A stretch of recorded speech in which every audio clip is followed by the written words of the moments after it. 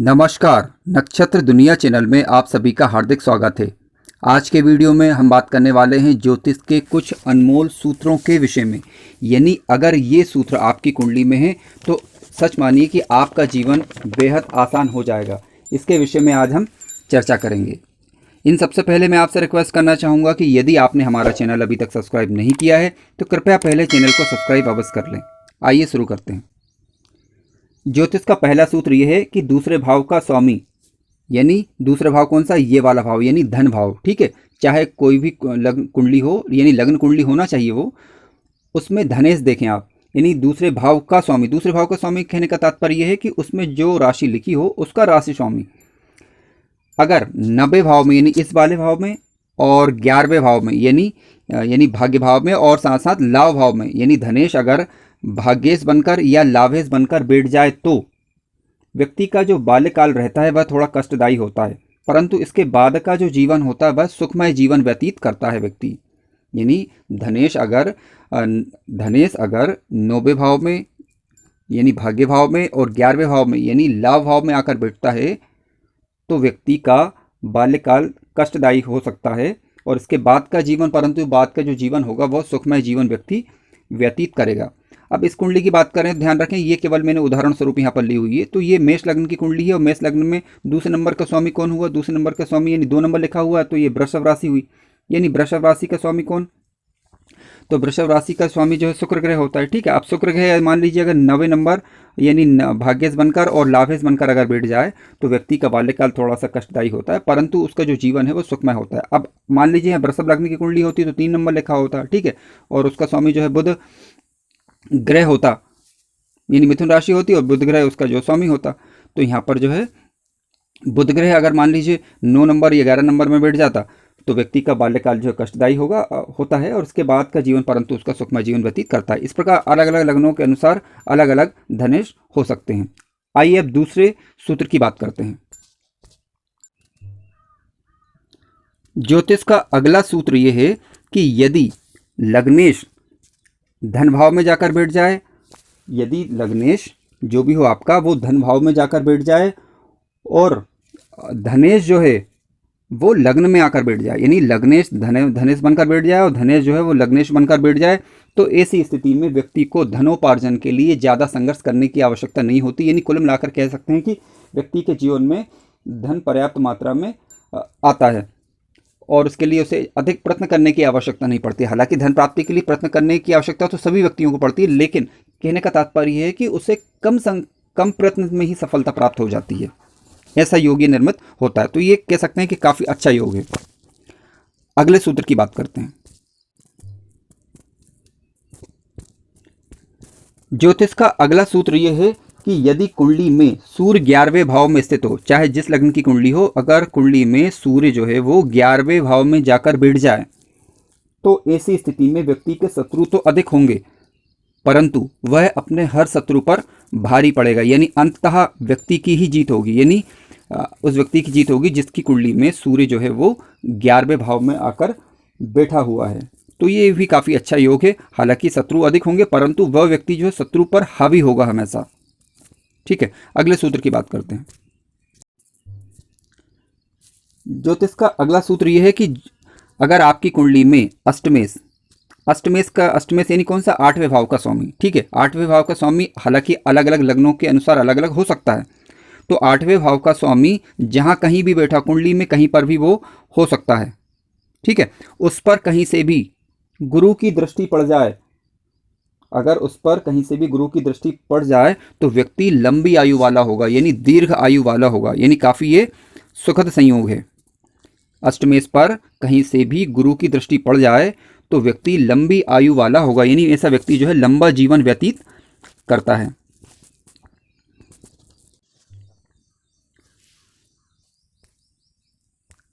अगले सूत्र की बात करते हैं। अगर कुंडली में शुक्र ग्रह 11वें भाव में जाकर बैठ जाता है तो व्यक्ति के विवाह के पश्चात उसके धन में बढ़ोतरी होती चली जाती है।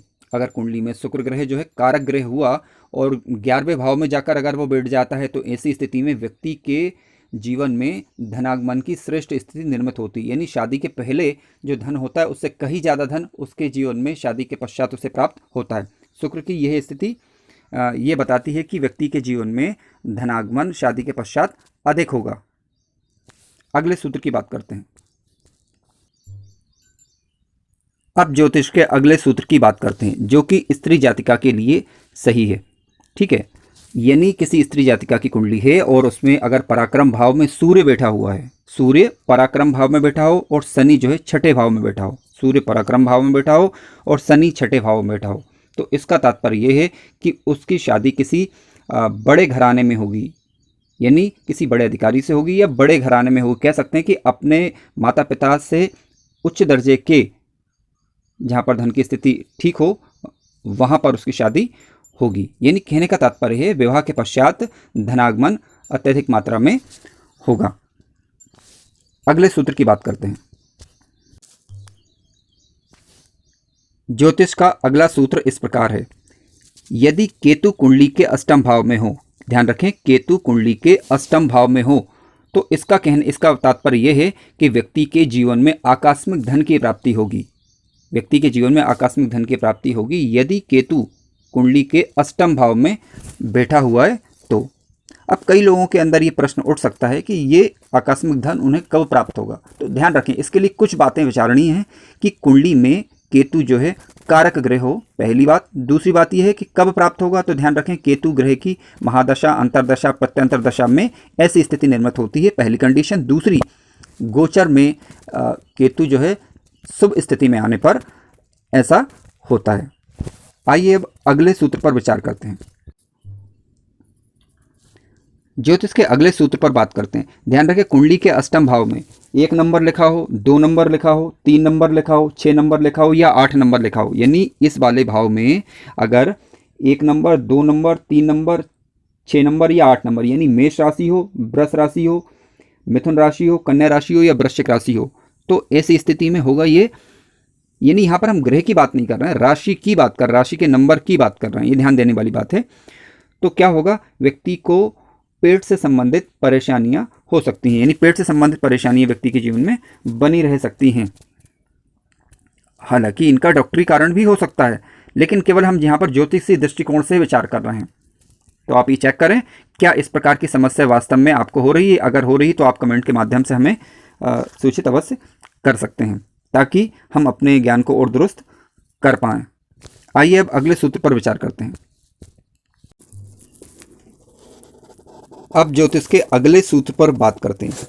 ध्यान रखें अगला सूत्र यह है कि शनि वृषभ राशि में हो, शनि वृषभ राशि में बैठा हो। वैसे तो वृषभ राशि शनि की एक मित्र राशि है, परंतु अगर शनि वृषभ राशि में बैठा हो तो होता क्या है, इससे व्यक्ति को गुस्सा जल्दी आता है। आप अपने पर चेक करें, अगर आपकी कुंडली में शनि वृषभ राशि में बैठा हुआ है तो क्या वास्तव में ये सही है कि आपको गुस्सा जल्दी आता है। आप इसे चेक कर सकते हैं। इसके पश्चात, इसके अलावा इसका अगला प्रभाव ये होता है कि विवाह के पश्चात व्यक्ति के जीवन में थोड़ी परेशानियां बढ़ जाती हैं। परेशानी किस प्रकार की बढ़ती है, ध्यान रखें आय कम और खर्च ज़्यादा, यानी व्यक्ति की इनकम कम होती है और खर्च थोड़ा बढ़ जाता है। इस प्रकार की समस्याएं देने लगता है। ज्योतिष के अगले सूत्र पर अब हम बात करते हैं।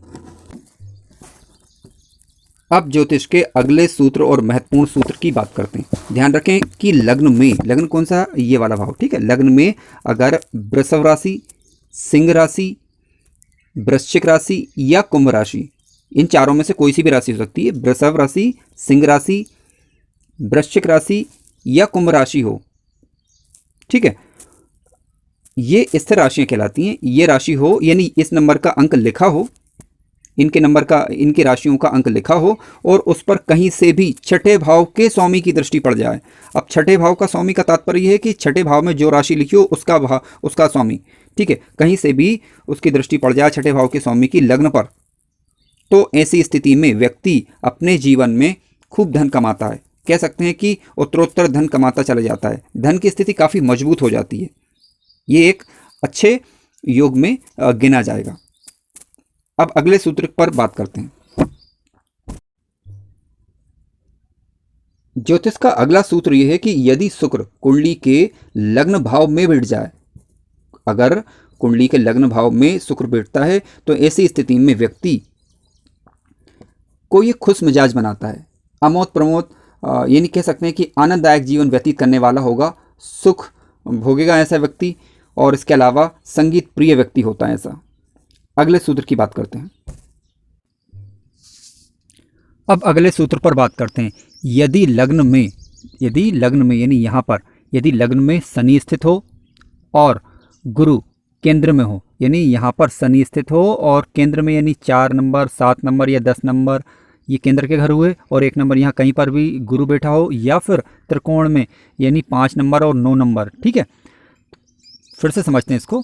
यदि शनि जो है केंद्र में बैठा हो और गुरु केंद्र में अथवा त्रिकोण में बैठा हो, यानी यहाँ पर यहाँ पर यहाँ पर यहाँ पर और यहाँ पर, ठीक है, इनमें से कहीं पर भी गुरु बैठा हो, तब व्यक्ति को पैतृक संपत्ति प्राप्त होती है। अब अगले सूत्र पर चर्चा करते हैं। अब अगले सूत्र को जानते हैं। ध्यान रखें, कुंडली के केंद्र में यहाँ पर यानी पहला घर, चौथा घर, 7वां घर और 10वां घर, यहाँ पर अगर चंद्रमा और बुध की युति हो, चंद्रमा या बुध की युति हो, या फिर त्रिकोण में, ठीक है, केंद्र में के घरों में या त्रिकोण के घरों में कहीं पर भी चंद्रमा अथवा बुध की युति हो, तो व्यक्ति विद्वान होता है, ज्ञानवान होता है, विवेक से निर्णय करने वाला होता है। जिस क्षेत्र में भी वो कार्य कर रहा होता है उस क्षेत्र में वो विशेष ज्ञाता होता है। अब अगले सूत्र पर बात करते हैं। अब ज्योतिष के एक और अगले सूत्र की बात करते हैं जो कि काफ़ी महत्वपूर्ण है। ध्यान रखें, कुंडली में कहीं पर भी सूर्य बैठा हुआ हो, मान लीजिए कि सूर्य यहाँ पर बैठा हुआ है, ठीक है, कुंडली में कहीं पर भी सूर्य बैठा हो और सूर्य के एक घर पहले और एक घर बाद में कोई भी ग्रह बैठा हो, सूर्य जहाँ पर बैठा हो वहाँ से एक घर पहले और एक घर बाद में कोई ग्रह बैठा हो, परंतु चंद्रमा नहीं होना चाहिए, इसका ध्यान रखें।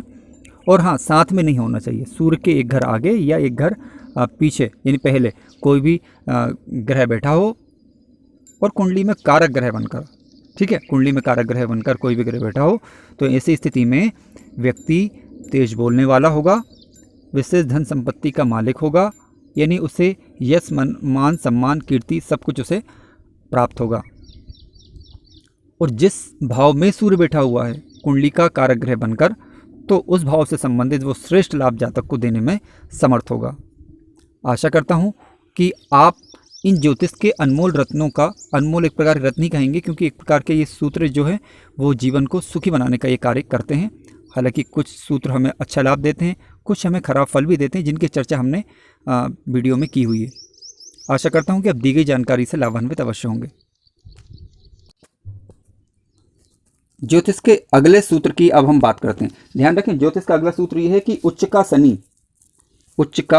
शनि पर मंगल की दृष्टि कहीं से पड़ जाए, यानी कहीं पर भी उच्च का शनि बैठा हो और उस पर कहीं से भी अगर मंगल की दृष्टि पड़ जाए, तो ऐसा जातक अच्छा वक्ता होता है, लीडर होता है, नेता होता है।